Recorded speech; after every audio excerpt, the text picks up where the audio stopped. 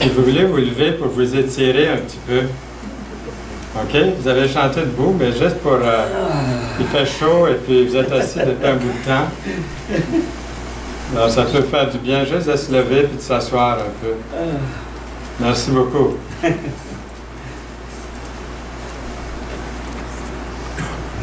Donc, le message de ce matin, désirer la plénitude du Saint-Esprit. C'est quoi ça? La dernière fois, nous avons regardé ce sujet-là et puis j'ai manqué de temps. Je ne pensais pas qu'il y avait autant de choses à dire, puis il y en avait encore des tonnes. Mais je vais simplement faire une petite révision, puis nous allons entrer dans le sujet, dans le bon sujet, le vif. Donc, tout a commencé pour moi il y a à peu près, mais ça faisait 20 ans que je connaissais Jésus-Christ comme mon sauveur personnel, en 1967. Alors, vous êtes en train de calculer combien de temps que ça fait. Alors, ça a fait 65 ans, le 10 avril dernier, que j'ai accepté Jésus comme mon sauveur personnel. C'est comme si c'était hier. C'est une vie vraiment que j'ai aimée. Et puis, j'aimerais ça que le Seigneur me redonne encore une vie pour pouvoir la vivre à son service, puis encore mieux, avec tout ce que le Seigneur nous enseigne chaque jour. On peut le servir pour plusieurs vies. Mais en 1967, c'était la préparation de Sermon de la science à l'Expo 67. J'en ai déjà parlé, je crois. Et puis là, il y avait, on savait qu'il allait venir dans ce pavillon-là où l'Évangile serait présenté d'une façon attrayante avec les expériences scientifiques. Il y aurait des milliers de personnes qui viendraient. Et ça a été ça qui est arrivé aussi. Des milliers de personnes sont venues dans le pavillon. Donc, à partir de 1965, il fallait former des conseillers. Et ça faisait 20 ans que je connaissais le Seigneur comme mon sauveur personnel. J'étais sauvé, hein, le terme qu'on utilise toujours. Quand on est né de nouveau, on peut dire « je suis sauvé ». Mais c'était la première fois, pourtant, j'avais entendu parler de ce sujet-là, de témoigner dans la plénitude de l'Esprit. En tant que chrétien, j'ai l'Esprit de Dieu. Lorsque j'ai accepté Jésus comme mon sauveur personnel, l'Esprit de Dieu est entré en moi. C'est ça le baptême de l'Esprit à la conversion. Mais pourtant, j'avais appris, j'avais eu 3 ans à l'Institut biblique Bethel. On avait vraiment décortiqué cette doctrine du Saint-Esprit, donc j'avais des bonnes réponses. Mais jamais que ça nous avait été enseigné d'une façon pratique dans l'Église. Et il y avait un petit livre que je vous ai montré la dernière fois, et je vous pose la question ce matin à chacun de vous, ici dans ce lieu. Avez-vous fait la grande découverte de la plénitude du Saint-Esprit dans votre vie? Peut-être c'est un gros point d'interrogation pour peut-être quelqu'un, pour quelques-uns.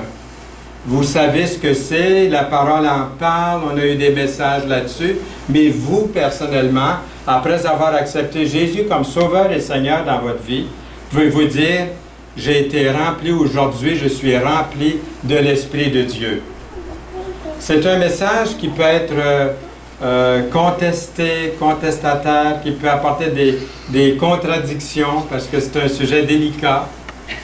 Lorsque j'ai donné ce message-là pour la première fois, je pense que c'était dans une assemblée à Montréal, puis quelques-uns étaient venus me trouver après et disaient, « Écoute, Fernand, si quelqu'un pouvait dire qu'il est rempli du Saint-Esprit, il ferait des miracles, il marcherait au plafond, il sauterait, il serait excité. » Et là, je lui donnais toujours l'exemple de ma voiture qui était stationnée devant la porte, qui avait de l'essence dedans, une bonne batterie, un bon moteur, qui pouvait rouler jusqu'à la pousser au plafond, au plancher. Je pense qu'elle pourrait rouler peut-être 200 km/h, peut-être autour de ça.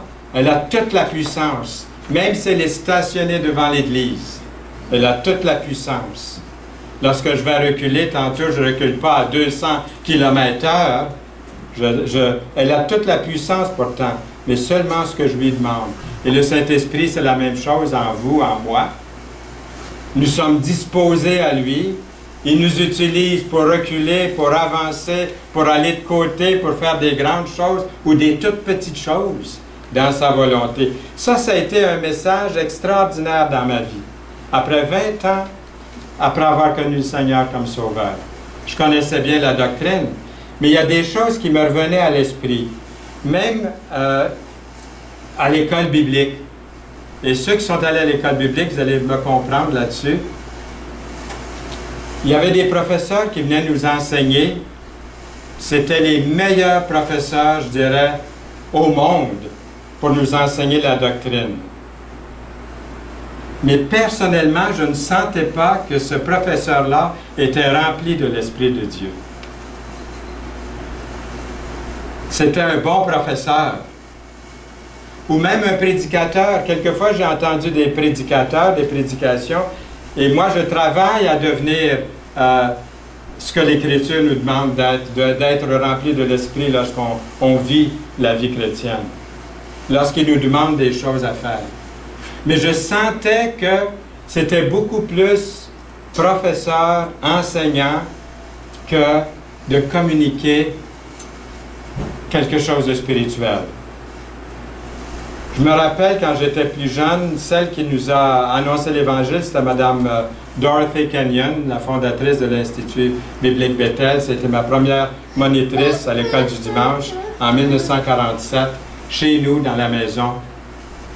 Et cette femme-là était tellement loin du Saint-Esprit, remplie de l'Esprit de Dieu, que, en tant qu'enfant, que jeune homme, lorsqu'elle arrivait dans la réunion, et puis simplement me regarder, me dire bonjour, me donner la main, déjà j'étais touché par le Seigneur.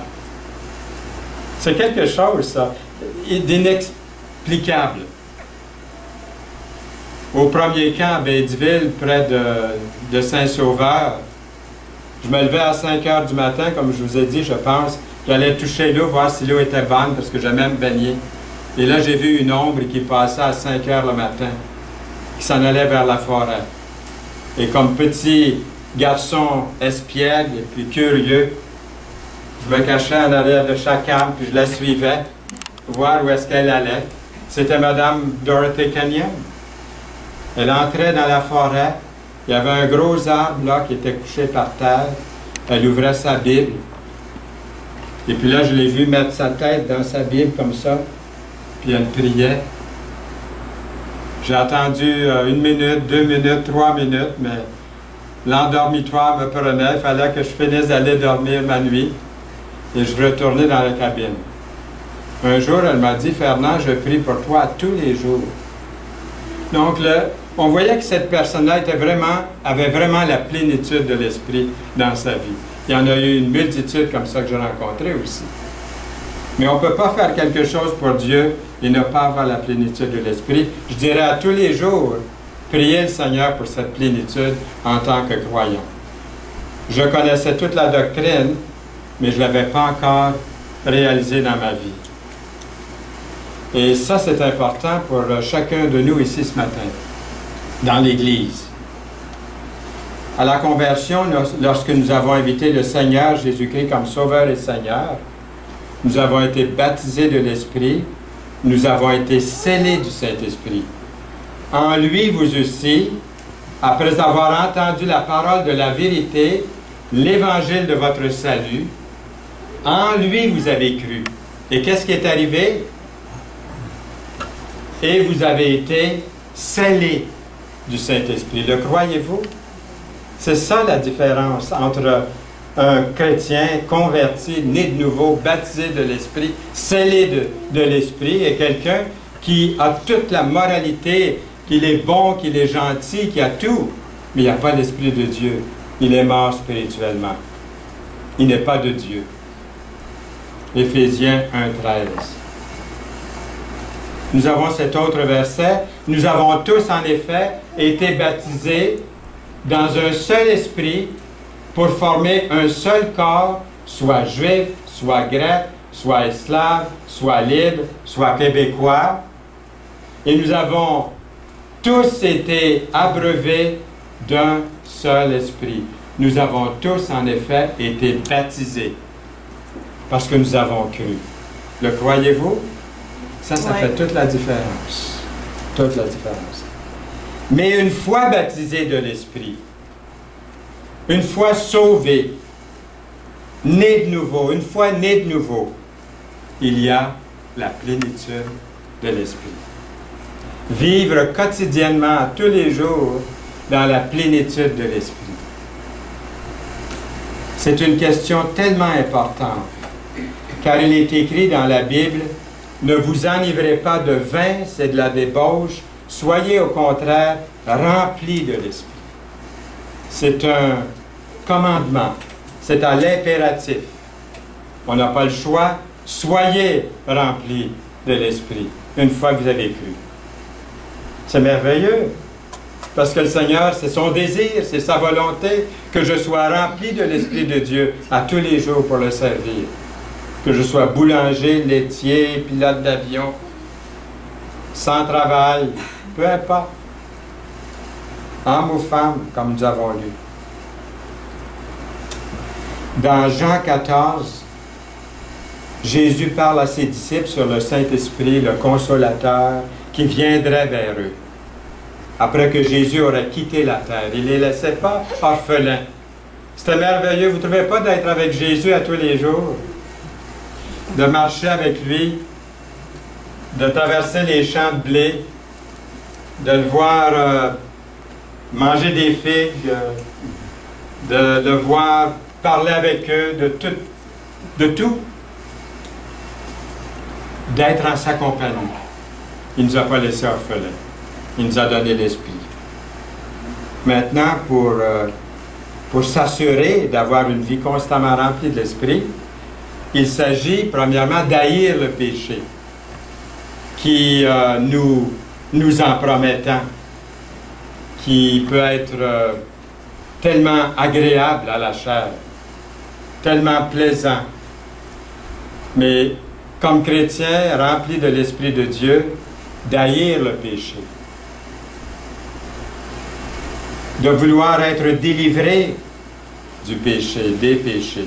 Il s'agit qu'il n'y ait pas de péché non confessé, non avoué à Dieu.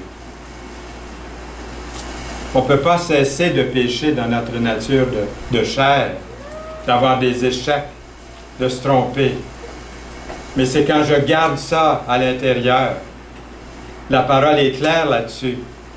D'avouer, confesser, c'est quoi? C'est d'avouer, de se mettre d'accord avec Dieu sur ce qu'on est. Comme Jésus a dit tantôt dans l'Écriture, il dit, vous avez appris de ne pas commettre l'adultère.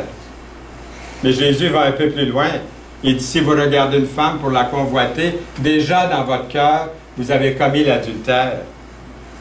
Donc c'est clair ici que le Seigneur nous démontre quelque chose. Que s'il y a des péchés de convoitise en moi, je ne dois pas les garder, je dois les confesser, les avouer à Dieu constamment. Et là, je garde cette plénitude de l'Esprit dans ma vie. Nous avons ce merveilleux verset. Si nous confessons nos péchés, qu'est-ce qui arrive? Il est fidèle et juste pour nous les pardonner et pour nous purifier de toute iniquité. Le croyez-vous, ce verset-là? Est-ce que c'est écrit pour que ça paraisse bien sur la page de votre Bible? Si nous confessons nos péchés, il est fidèle et juste. Il y a bien des chrétiens qui, malheureusement, ont accepté Jésus comme sauveur. Ils se sont aperçus la semaine après ou 2-3 semaines après que le péché est encore dans leur vie, que le péché revient. Et là, ils commencent à porter leur péché. Ils commencent à porter leur faute. Ils ne les avouent pas à Dieu, peut-être par amour, par orgueil, pour d'autres raisons. Ils ne veulent pas l'abandonner, le confesser au Seigneur. Ils continuent à le porter, ce péché-là. La Bible dit, si nous confessons nos péchés, il est fidèle et juste pour nous les pardonner et pour nous purifier de toute iniquité. 1 Jean 1:9. Et ça, c'est à tous les jours confesser au Seigneur. Les avouer, les amener. C'est comme ça qu'on garde constamment cette plénitude de l'Esprit en nous. Du moment que la tentation arrive, je peux la confesser. Seigneur, je confesse cette pensée qui traverse ma pensée. Un chrétien n'est pas quelqu'un qui ne pêche plus ou qui est sans péché pour toujours, mais il ne vit pas volontairement dans le péché. Il y a une conscience, il a une conscience plus sensible depuis que le Saint-Esprit habite en lui. C'est comme je répète souvent en anglais, une petite rimette que j'aime bien, que je n'ai jamais trouvé vraiment à la traduire parfaitement. Il y a des choses comme ça qui ne se traduisent pas d'une langue à l'autre, comme de l'espagnol au français. Hein. Quand j'ai appris un petit peu l'espagnol, j'ai vu qu'il y a des choses qu'il faut dire en espagnol qu'en français, on ne l'a pas. Comme quand Jésus dit à Pierre, « M'aimes-tu » J'aime la version espagnole qui le dit d'une façon un peu plus forte qu'en français, un peu plus proche des originaux, du grec et de l'hébreu. Donc ici, en anglais, ça dit « A Christian is not sinless, he sinsless ». Cette fois-ci, je l'ai écrit, parce que d'habitude, je vous le disais, mais quand c'est écrit comme ça, on voit mieux ce que le sens, là. Je vois Luc qui sourit, là. Toi, tu comprends bien ça, hein? Ceux qui comprennent bien l'anglais ici saisissent ici. Donc, a Christian is not sinless. Autrement dit, un chrétien n'est pas sans péché, il pêche moins. Mais même ça, en traduisant, je perds un petit peu ici, là, du sens de cette phrase-là. Moi, j'ai fait les deux, le français et l'anglais. Alors, je saisis ce sens important de ce dicton. Nous devons demander au Seigneur par la foi la plénitude de l'Esprit. On peut lui demander puis pas le croire, vous savez. On peut même avoir confessé ses péchés sincèrement au Seigneur et ne pas croire qu'on est rempli de l'Esprit. Pourquoi? Parce que si j'étais rempli de l'Esprit, dira-t-on peut-être, je vais grimper les murs, marcher au plafond puis descendre de l'autre côté, puis sauter de joie pendant une demi-heure de temps. Non, non, non, non, non. On peut dire, après avoir confessé par la foi, je suis rempli du Saint-Esprit. Seigneur, utilise-moi. Je me suis mis d'accord avec toi sur ma vie, sur mes pensées, sur ce que je viens de dire ou ce que je viens de faire, Seigneur. Et comme Pierre, je pleure de repentance. Et ça peut être plusieurs fois par jour. Comme je peux expirer et respirer tout l'oxygène ce matin, inspirer et respirer tout l'oxygène en me réveillant ce matin, mais je continue à inspirer et à respirer continuellement pendant toute la journée. Je confesse, puis ensuite, qu'est-ce que je fais? Il est fidèle et juste pour me les pardonner et me purifier de toute iniquité. Je confesse, donc je garde cette stabilité dans ma vie. C'est comme ça que le Seigneur nous dit dans l'Écriture. C'est constamment lui parler, communiquer avec lui, être en contact. Qu'est-ce que ça veut dire être rempli de l'Esprit? Nous lisons, c'est d'être rempli de la personne de Jésus-Christ, que Christ habite dans vos cœurs par la foi. Ce n'est pas quelque chose peut-être qu'on va ressentir. D'autres vont peut-être avoir des émotions. C'est correct. Mais ce n'est pas ça. C'est par la foi, le croire. Si les émotions viennent, si vous avez des larmes de joie ou des larmes de tristesse, c'est correct. Mais qu'est-ce qui est important? Que Christ habite dans vos cœurs par la foi. Cet autre verset, lui demander que l'Esprit habite abondamment en nous. Si donc le Seigneur a dit, moi je suis venu afin que les brebis aient la vie et qu'il l'ait en abondance. Il dit aussi, si donc méchants comme vous l'êtes, vous savez donner de bonnes choses à vos enfants, à combien plus forte raison le Père céleste donnera-t-il le Saint-Esprit à ceux qui le lui demandent? Lui avez-vous demandé? Ah, j'avais pas pensé à ça peut-être, hein? J'avais pas pensé, je connais la doctrine, j'ai entendu des prédications, mais jamais que j'ai demandé au Seigneur de me remplir du Saint-Esprit. Alors demandons-lui le Saint-Esprit sincèrement. Et on était rendu ici la dernière fois, des individus ont été remplis de l'Esprit. Élisabeth, la mère de Jean-Baptiste. Dès qu'Élisabeth entendit la salutation de Marie, son enfant tressaillit dans son sein. Et elle fut remplie du Saint-Esprit. Et s'écria d'une voix forte, « Tu es bénie entre les femmes, et le fruit de ton sein est béni. » Dans Luc 1, 41. Pierre. Alors Pierre, rempli du Saint-Esprit, dans Acte 4, 8, lorsqu'il a prêché. Le Saint-Esprit a donné à Pierre les bonnes paroles à dire devant ses accusateurs. Tout comme Jésus a promis de nous aider dans de telles circonstances. Dernièrement, je suis allé à l'hôpital visiter quelqu'un qui était très, très proche de moi au cours de ma vie. Il était mourant. Et je savais que, d'après des conversations que j'avais eues avec lui dans le passé, qu'il était complètement décroché de Dieu et de sa parole. Alors en route, j'ai dit, Seigneur, je ne peux pas aller visiter cette personne-là si je n'ai pas la plénitude de l'Esprit. Et j'ai fait cette prière, Seigneur, donne-moi les paroles de ton Esprit pour lui parler. Et ça n'a pas été pareil une fois rendu là. Ça n'a pas été la même conversation que j'avais eue précédemment avec lui. Et en partant, il m'a dit, Fernand, un jour, on va se revoir.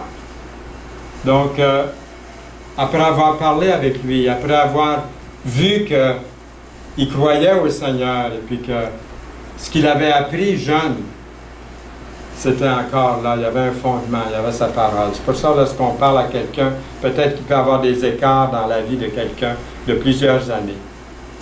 Mais il ne faut pas perdre la foi. La personne peut revenir au Seigneur. Et que le Seigneur vous donne cette plénitude dans les bons moments, les bonnes paroles. Nous avons aussi Pierre, ici, comme j'ai oublié de vous montrer. Il y a aussi Étienne. Étienne, rempli de l'Esprit, du Saint-Esprit, et fixant les regards vers le ciel, vit la gloire de Dieu. Et Jésus debout à la droite de Dieu, rempli du Saint-Esprit, Étienne, dans Acte 7, 55. Étienne était à quelques instants avant de mourir. Donc, avant de mourir, on peut être rempli du Saint-Esprit. Alors, si on peut l'être avant de mourir, quelques minutes, quelques instants avant de rendre l'âme, pourquoi ne pas être rempli du Saint-Esprit à tous les jours pendant qu'on est vivant? Ne pas attendre à la dernière minute, mais d'être rempli du Saint-Esprit constamment pour le servir. Étienne est largement accepté par plusieurs, par la plupart, comme le premier martyr chrétien. Ses ennemis le lapidèrent pour avoir prêché la parole. La Bible décrit son visage comme celui d'un ange, alors qu'il s'adressait à ses accusateurs. Le Saint-Esprit le réconfortait pendant son temps d'épreuve et de persécution. Seigneur, bénis ces moments, ces derniers moments que nous aurons à vivre ici sur cette terre. Montre-nous à nous aussi le ciel, ce passage. Lorsque je marcherai dans la vallée de l'ombre de la mort, Seigneur, tiens ma main jusque dans la lumière. Quelle parole réconfortante nous avons dans le psaume 23. L'apôtre Paul, après que l'apôtre Paul eut été converti à Jésus-Christ et rempli du Saint-Esprit, il est devenu l'apôtre d'un grand nombre d'églises, partout dans plusieurs nations de l'époque. Ananias sortit, et lorsqu'il fut arrivé dans la maison où il imposa les mains à Saul, il s'appelait Saul avant sa conversion, en disant, Saul, mon frère, le Seigneur Jésus t'est apparu sur le chemin par lequel tu venais, m'a envoyé pour que tu recouvres la vue. Et quoi? Et que tu sois rempli du Saint-Esprit. Acte 9, 17. Quelles sont les démonstrations d'une vie remplie de l'Esprit? Une de ces choses, de ces démonstrations, c'est une puissance pour rendre témoignage. Regardez ce verset dans Acte 1, 8. vous recevrez une puissance, le Saint-Esprit survenant sur vous, et vous serez mes témoins. À Jérusalem, dans toute la Judée, sur le boulevard Chambly, dans la Samarie et jusqu'aux extrémités de la terre, sur le boulevard Saint-Jean, partout où nous sommes. Une puissance, le Saint-Esprit. Parce qu'on a négligé ce sujet-là. Est-ce que j'ai négligé ce sujet-là des Saintes Écritures dans ma vie? Dans 2 Timothée 1,7, nous lisons « Car l'Esprit que Dieu nous a donné ne nous rend pas timides. Au contraire, son Esprit nous remplit de force, d'amour et de sagesse. » Je pense qu'on ne peut pas séparer ces trois-là. Hein? Oui.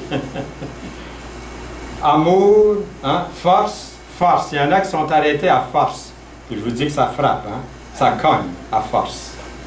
Mais qu'est-ce qui vient après force? L'amour. Amour. Est-ce que j'ai la force? Est-ce que j'ai l'amour? Et qu'est-ce qui vient après l'amour? Sagesse.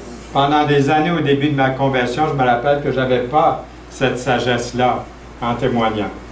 Donc, les trois vont bien ensemble. Force, amour et sagesse dans le témoignage. Et au fond, nous ne recherchons pas d'être remplis de l'Esprit Saint pour la simple raison d'être fort, d'être rempli d'amour, puis d'être rempli de sagesse pour soi-même, là. Pour se divertir ou de posséder des dons surnaturels, puisque dans les prochaines séries, nous allons parler des dons, de votre don. Vous avez un don si vous êtes né de nouveau. Vous allez découvrir votre don, j'espère, et le mettre en valeur pour le Seigneur, pour l'Église. Pas l'utiliser seulement pour vous-même, pour moi-même, mais pour le Seigneur, pour son Église, l'édification de tous, de chacun. Pourquoi c'est si important que nous utilisions notre don spirituel pour témoigner aux autres, au sujet de Jésus? Dieu nous donne des dons spirituels. Il vous en a donné. Il y a des gens qui me disent des fois, « Je ne connais pas mon don. » Des fois, je le vois, leur don. Puis si j'ai le malheur de leur dire avant qu'ils le découvrent, ils sont déçus. Parce que ce n'est pas ce don-là qu'ils recherchaient. Ils recherchaient d'autres choses. Mais quelquefois, ils ont un don vraiment à développer. Et puis, peut-être on peut s'aider entre nous dans l'Église à découvrir les dons de chacun et à les mettre en valeur pour l'édification de l'Église. À commencer par le don du Saint-Esprit, la plénitude de l'Esprit que vous avez dans votre vie, afin que nous puissions être équipés pour faire avancer son royaume et être des témoins efficaces pour Jésus. Lorsque Jésus dit à ses disciples qu'ils seraient des témoins à Jérusalem, en Samarie, jusqu'aux extrémités de la terre, Jésus aurait pu potentiellement les offenser. Pourquoi? Parce que Jérusalem était leur ville natale, puis Jésus parle de la Samarie, puis la Samarie était une région au nord, comme vous savez, où les Samaritains vivaient, puis là, ben, il ne faut pas y aller, là, on ne les aime pas, eux autres. Ils ne sont pas fins. On n'aime pas traverser, même on fait un détour pour ne pas passer chez eux. Puis là, Jésus mentionne cette nation-là. Les Juifs n'aimaient pas les Samaritains, comme on le sait, en raison de leur histoire entachée et de leurs différentes pratiques religieuses. Mais maintenant, moi et vous, est-ce que nous aussi, nous devons être prêts à témoigner à ceux et celles qui sont différents de nous? Parce que nous ne devrions pas laisser certains préjugés nous empêcher de partager l'Évangile. Est-ce qu'on doit laisser ces préjugés nous empêcher de leur partager l'Évangile que nous rencontrons? Il m'est arrivé des fois de penser, oh non, pas lui, oh non, pas elle. Je ne témoignerai pas à ce gars-là ou à ce monsieur-là, pas à ce dame-là. Jamais dans 100 ans. Seigneur, envoie-y une autre personne pour lui témoigner. Ce n'est pas la personne avec qui, Seigneur, ça ne clique pas avec cette personne-là. Il n'y a pas d'atome crochu avec cette personne-là. Est-ce que je parle juste pour moi-même ou est-ce qu'il y en a d'autres ici qui ont déjà expérimenté ça? Ou ça me gêne trop, Seigneur. Ça me gêne trop de parler, de témoigner à cette paix. Parce que je suis le seul à avoir expérimenté ça. Agir comme Jésus, le Seigneur a dit, « Je suis le chemin, la vérité et la vie. Nul ne vient au Père que par moi. » C'est ça le message. Jésus est miséricordieux, rempli de bonté, un parfait contrôle de lui-même, fidèle à son Père, il a beaucoup de patience. Pensez-vous qu'il y a beaucoup de patience envers moi, envers vous? Il doit avoir beaucoup de patience, le Seigneur, pour pouvoir travailler avec nous, ses enfants. On s'attend à ce que les chrétiens fassent preuve d'amour, de joie, de paix, et qu'ils sachent se maîtriser aussi. Être rempli du Saint-Esprit peut faire toute la différence, rendre définitivement plus facile à marcher pour le Seigneur, comme Jésus a marché, et de devenir un peu plus comme lui. Nous lisons dans Galates 5, 22, ce verset que vous connaissez bien, « Le fruit de l'Esprit, c'est l'amour, la joie, la paix, la patience, la bonté, la bienveillance, la foi, la douceur, la maîtrise de soi. La loi n'est pas contre ces choses. » Galates 5, 22 et 23. Lorsque nous sommes venus, lorsque nous sommes remplis du Saint-Esprit, nous sommes venus au Seigneur, nous avons été remplis du Saint-Esprit, et ça c'est quelque chose qui... Nous avons été scellés du Saint-Esprit, mais remplis du Saint-Esprit, c'est une pratique de tous les jours, de tous les instants. Remplis du Saint-Esprit, notre nature spirituelle prédomine sur cette vieille nature de la chair, notre nature charnelle. Il y a plus de choses que Dieu peut faire en nous, et moins de notre chair qui revient à dire de combattre nos désirs charnels afin de servir Dieu plus facilement. L'Écriture nous dit d'abonder en espérance. On ne voit peut-être pas se réaliser, et puis on se décourage avec soi-même, puis on porte le fardeau au lieu de se mettre d'accord, comme on l'a vu tantôt. Nous lisons dans Romains 15, verset 13, « Que le Dieu de l'espérance vous remplisse de toute joie et de toute paix dans la foi, pour que vous abondiez en espérance. » J'espère, j'espère, j'espère. Hein? Et l'espérance ne nous trompe pas. Que vous abondiez à espérer. Vous dites, oui, mais ce n'est pas arrivé. Espérez, abonder en espérance. Les mots sont importants dans l'Écriture. Par la puissance du Saint-Esprit, abonder en espérance. Les gens du monde sont aux prises avec le désespoir. On voit ça souvent, on peut le voir, comme il a été dit à la télévision, dans les journaux, on peut l'entendre à la radio. Et on le voit et on l'entend sur Internet encore plus, dans tous les endroits, comme dans les sites sociaux, dans les blogs, si vous êtes allé jeter un coup d'œil. Quelle misère, quelle pauvreté spirituelle. Les gens cherchent un sens à leur vie, des réponses, mais il y a plus de questions que de réponses. Et plusieurs ne font confiance qu'à eux-mêmes. 1 Corinthiens 2,14 nous parle de l'homme naturel. L'homme naturel n'accepte pas les choses de l'Esprit de Dieu, car elles sont une folie pour lui. Ça, c'est celui qui n'est pas sauvé, c'est celui qui n'a pas Jésus-Christ, qui n'a pas invité le Seigneur dans sa vie. Qui est-ce qui est assis sur le trône ici? C'est l'ego, le moi, le je. Jésus-Christ est en dehors de la vie de cette personne-là. Cette personne-là est perdue. Vous voyez le désordre dans sa vie. Ça représente le désordre dans sa vie. Parce que le Seigneur est en dehors. La Bible appelle l'homme naturel. D'autres versions disent l'homme animal. Alors c'est l'homme naturel ou l'homme animal n'accepte pas les choses de l'Esprit de Dieu. C'est une folie. Allez sur le trottoir ici et dites à quelqu'un, Jésus-Christ, Christ est mort pour vos péchés. Il va dire, t'es fou. T'es tombé sur la tête. Il faut commencer par leur parler d'Adam et Ève, le péché d'Adam, la création, tout l'univers est sous la dominance du péché, avant même d'arriver à Jésus pour leur dire que Christ est mort pour les délivrer. Autrement, pour eux, c'est une folie. C'est une folie. Et nous lisons ensuite l'homme spirituel. Vous voyez, Jésus-Christ, cette personne a cru en Jésus-Christ. Jésus-Christ est dans sa vie. Cette personne est scellée du Saint-Esprit. Le Seigneur, le Saint-Esprit, met de l'ordre. Qu'est-ce qui arrive avec le moi, l'ego? Il prend une place secondaire. Il est toujours là. Il est toujours là, l'ego, le moi, la chair. Mais je veux être rempli du Saint-Esprit constamment. Je veux remplir les conditions pour être rempli de l'Esprit. Que ce soit lui qui règne, qui mette de l'ordre dans ma vie constamment. Ça, c'est l'homme spirituel. L'homme spirituel, au contraire, juge de tout. Et il n'est lui-même jugé par personne, car qui a connu la pensée du Seigneur pour l'instruire? Or, nous avons la pensée de Christ. Il règne dans ma vie, il règne dans votre vie. Mais qu'est-ce qu'il faut dire maintenant des chrétiens charnels qui vivent selon le monde? Bien, il en est question dans l'Écriture.